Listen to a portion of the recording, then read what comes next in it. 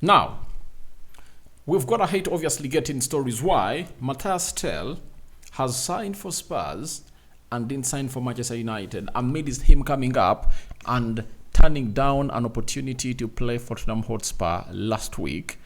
And he chose United on Sunday, but today we've gone ahead to see to it that he's a player going to play for Tottenham Hotspur.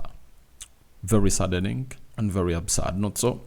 Welcome to this channel. It's the United Matters channel. How are you guys? And where you're watching us from, I go by the names of Rock and David. Smash the like button, comment and share. If you're only watching us for the very first time, endeavor to subscribe to this channel so as not to miss out on stories that we do upload in here on a daily. Rock and David is my name, and hope you guys are really having fun wherever you are, and you're bringing you the latest news and information as far as everything is really concerned. So, Mathys is a player that United wanted because the manager badly wanted a forward to obviously be brought to his face in a nick of time. And guess what? He failed to come through, and I'm obviously going to bring you some shocking stories on what decision the board of INEOS has gone ahead to take. You understand? Amidst Ruben Amorim wanting a forward before this winter transfer window. Now, Telegraph Docker, United correspondent for the Telegraph, has come up and told us that Manchester United balked at the £5 million loan fee Bayern Munich demanded for Mathys. United considered it an expensive risk for a largely unproven player. Now, even Rob Dawson has something to say about it, that United felt that Bayern Munich were asking them to pay a fee to develop Mathys for their benefits, since the loan did not come with an option or obligation to buy. And why would you go in for a player on loan when you don't think that he's really right to obviously come through with the needful? Meaning that Bayern was right because United never had good intentions to sign this player. If they had good intention to sign the player and they thought that he was worth coming to Manchester United, £5 million for Mathys, those are peanuts. I was here to calculate. When you look at Anthony, he has been earning 100,000. Sorry, he has been earning £200,000 a week. Now, United is going to be paying like half of the money. You understand? You get half of the money. And that means every week they are saving £100,000. And for Marcus Rashford, Manchester United is saving 200, and let's say 200, but it's plus because it's 75% of the amount of money that Rashford really earns. You know, close to 21,000.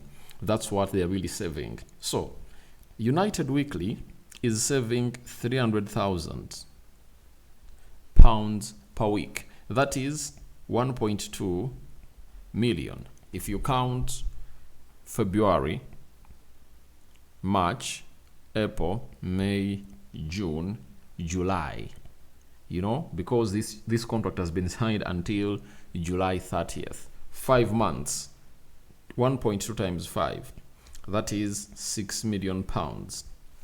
I tell you, that amount of money saved, United can find themselves getting in Mathys. That is it. You know, the salaries of Marcus Rashford and Anthony, Adon Malacia, would have gone ahead to do something good for the club of Manchester United. But United is not willing to spend that money because Glazers are really thinking for INEOS. And this is what I told you, that INEOS and Glazers, I see no huge difference because they are the same. I tell you, they are the same. These are the things that we used to do way back. You know, they came up and told us that the financial fair play rule does not allow us to obviously sign Cody Gakpo. You get? And we went in for who? We went in for Veghorst. You understand? That's what they've always gone ahead to do to every manager that has gone ahead of his becoming in here. The manager comes in through he having his own first choice players. And guess what happens? You know? And guess what happens? they don't really get him to where he deserves to be. That's the problem of Manchester United, that it's like all our managers are being set to fail, and those are things that should obviously come to an end, because if you thought that you needed to bring in players, why would you sign your first player, 2 days prior to the end of the winter transfer window? You get? Yet, you are advertising everywhere that you are really so much into seeing the club of Manchester United getting in players during the winter transfer window, that you are going to back the manager. You understand? So, I don't want to obviously come up and really feel like I'm really not considerate, but we've been considerate. And these are the same things that we are done to almost all the managers that have been here. From Moyes to Louis van Gaal to Jose Mourinho to Ole Gunnar Solskjaer to Ralf Rangnick. And for Ralf Rangnick, it was a serious case, because Manchester United were told to sign the following player, Akanji at Man City. You see how good he is. Enzo Fernandez and Julian Alvarez, when they are playing in River Plate. And those two could only cost United 50 million euros to bring them at Manchester United. Look at them and how they are, because this guy has a very huge scouting system, and he knew to it those players were needed by Manchester United.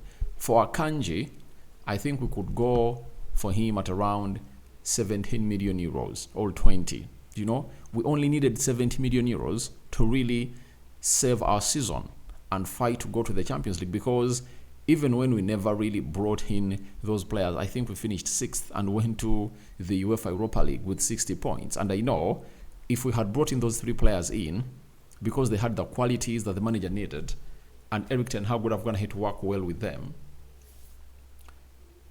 United would have gone ahead to obviously collect more 15 points. And you know to it well that the person that was 4th, I think by that time had close to 71 points, meaning that United would have gone ahead to obviously raise 75, 76 points to obviously qualify for the Champions League. Now, I don't know how these people really plan out their stuff, but it's really very, very, very, very, very heartbreaking what these people are doing. It's very, very, very heartbreaking. And I really feel bad for the manager, but that's INEOS for you. For only £5 million, they failed to produce a striker for the manager. And I'm like, oh my God, who does this? Who does this? And now, after that story has been revealed, Fabrizio Romano has come up and obviously had something to say about what INEOS thinks about this winter transfer window.